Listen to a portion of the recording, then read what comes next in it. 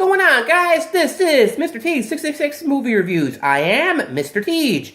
Today we'll be taking a look at an old school 1980s movie called Harry and the Hendersons. The plot is a family in Seattle goes hunting one weekend, or goes camping one weekend, and they accidentally run over Bigfoot. And they put him on the car, and they try to take him home, and guess what? He's not dead. And their lives will never be the same. They bond, all that good stuff. Now, I hadn't actually watched this movie that much when I was a kid. I think I'd seen it like once or twice, but it was one of those 80s movies that kind of eluded me for a very long time. So it was on the Blu-ray bin a few months ago, and I decided to pick it up, and this is a pretty solid family movie. Let's start with the positives. And without a doubt, the biggest positive of this movie is Harry himself. An absolutely seamless fusion of a bodysuit and makeup and animatronics. There's makeup on his face, like from about here, and then there's like an animatronic like face, and of course a full bodysuit, and I'm telling you, it is absolutely seamless. Even on Blu-ray, high definition, I was looking for seams and, the makeup, and there really isn't any. Like, it is absolutely flawless. It just goes to show that makeup and animatronics will beat up CGI any day of the week. Rick Baker actually won the makeup artist actually won an Oscar for this film, and it is very well deserved. And Harry is just a wonderfully lovable creation. He's he has a temper, but he has a soft side, and the actor, Kevin Peter Hall, who plays him in the suit, is wonderful too. The only thing he uses is his eyes and his body language, but it is absolutely seamless.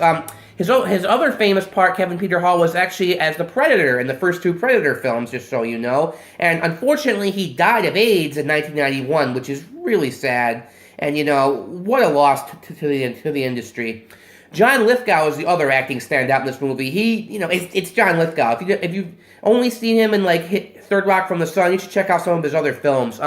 He just has this big bug eyes, and he's a very theatrical actor, but he still makes the transition believable. He really has the biggest arc in this movie. He goes from being kind of a jerky sort of like wannabe hunter to really respecting nature. It's a wonderful transition, and he does a fantastic job with it. Everyone else in the cast is kind of, they're there, but those two actors are really, the highlights, or the soul of the film. Melinda Dillon plays his wife, who's in the movie, and she's famous from Close Encounters and A Christmas Story.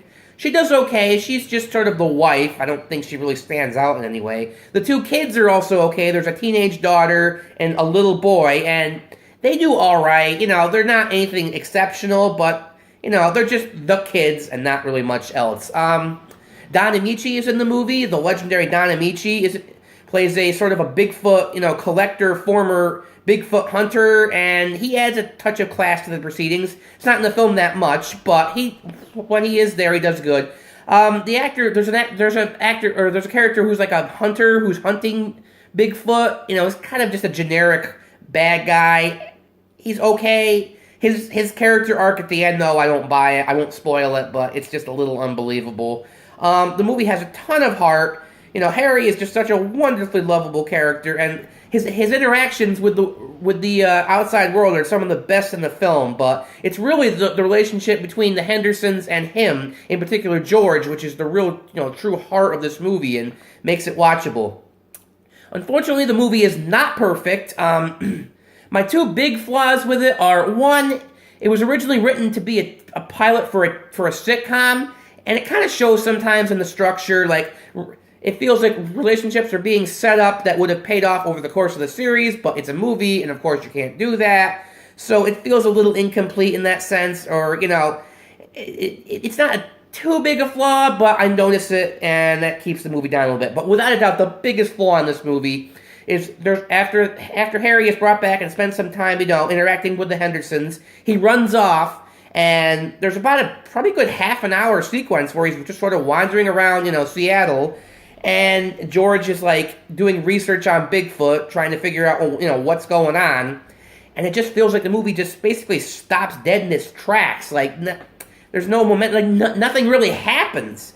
And I sit there and I'm going, come on. I want him to get back with the Hendersons because that's the absolute best part of the film. And the movie just feels like it's spinning its wheels until that happens. But once he does get back with the Hendersons, the movie kicks back into high gear, but that half hour could have been either trimmed out or just maybe have him stay with the Hendersons and come up with some other, plot device or, something to create suspense, because that half hour is just a dead zone.